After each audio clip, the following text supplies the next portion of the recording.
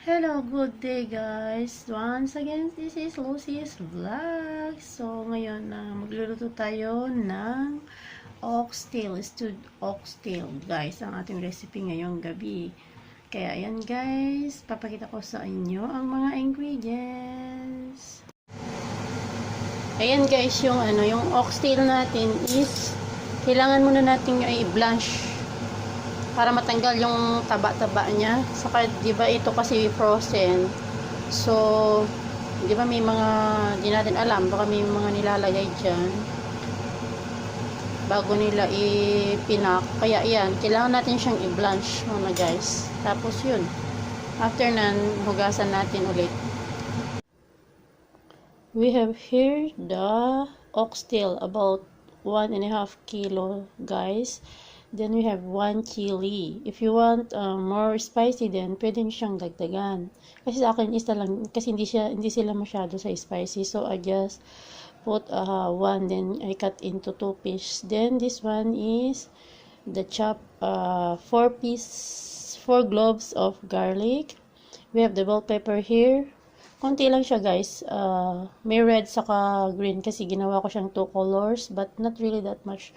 Nasa half ito, kalahati ng bell pepper. Then we have the onions, the chopped onions guys.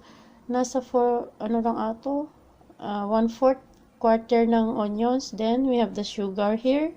Kailangan natin ng sugar guys. Then we have the black pepper. We have the curry powder. We need the curry powder.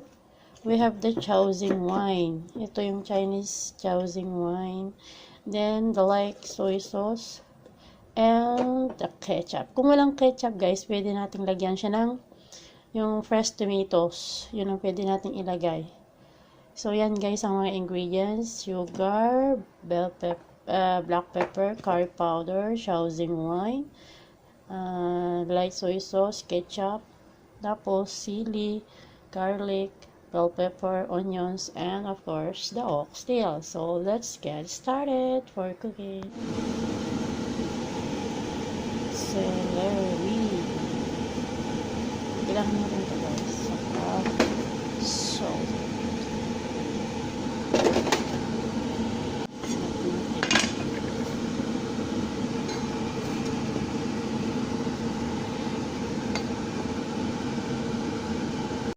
Guys, isalong natin lang ang ating palayo. And I forgot it, we need cooking oil for fry guys. I-fry natin muna yung oxtail. So this one of the ingredients I forgot to, yeah.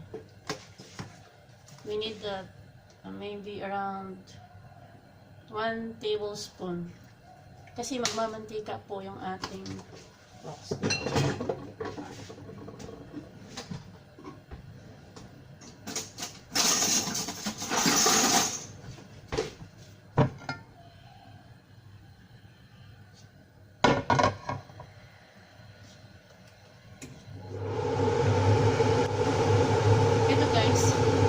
The sugar first, around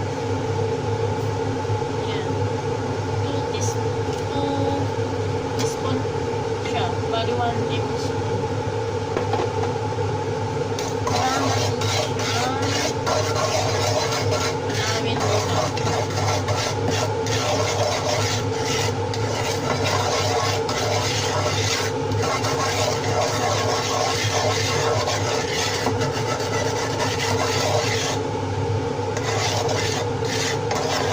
Namin tunawin yung sugar first.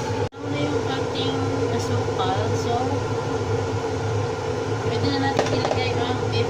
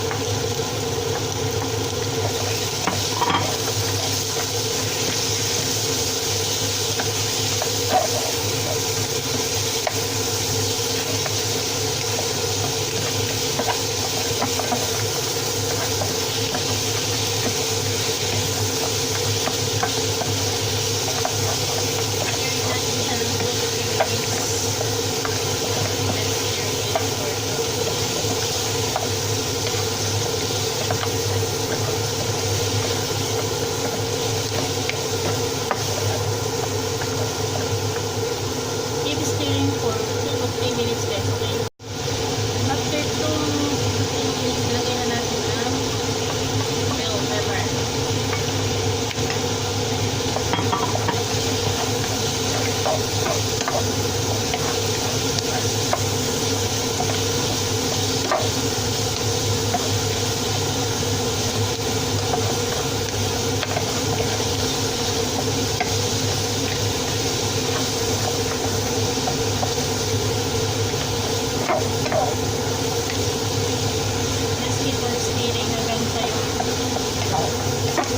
Spices na Manila.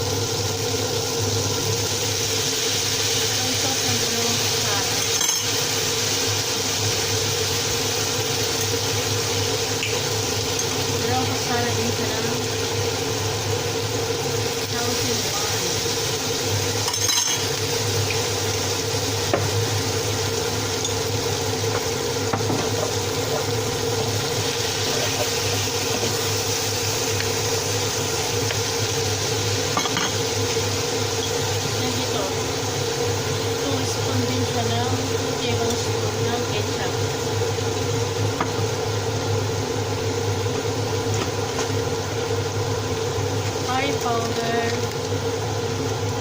Yan natin siya ng curry powder na isang sa 1 tablespoon.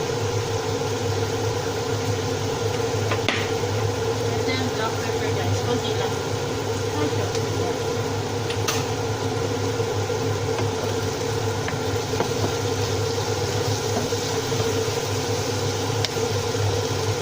Yan. Sihalo lang natin.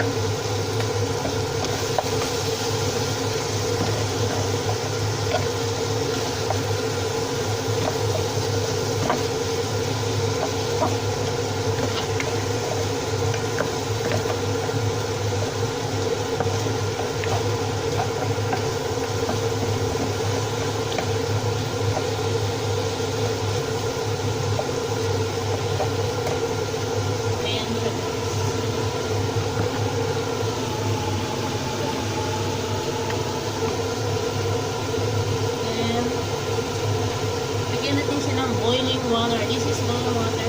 Kailangan siya above the carne, above the meat. Tubig niya. Kasi we need to cook this for 2 hours or more. kulang pa yung tubig niya, you need to put more water after. I-check lang natin baka kulang. Pag hindi pa siya malambot, then lagyan natin. Yung tapos, ito lagyan natin sa taas. Yung dalawang sili. Yan, then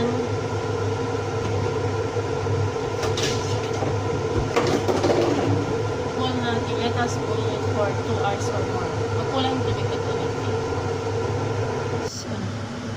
Ayan guys, check natin after 1 hour. Kasi parang konti na yung tubig, hindi pa yan malambot.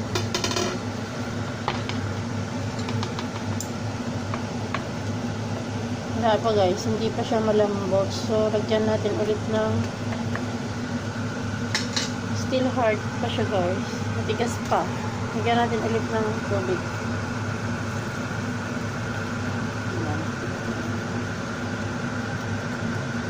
Still hard, so we need to cook for another 1 hour pa siya guys. Kasi matigas pa talaga. Hindi pa niya kaya.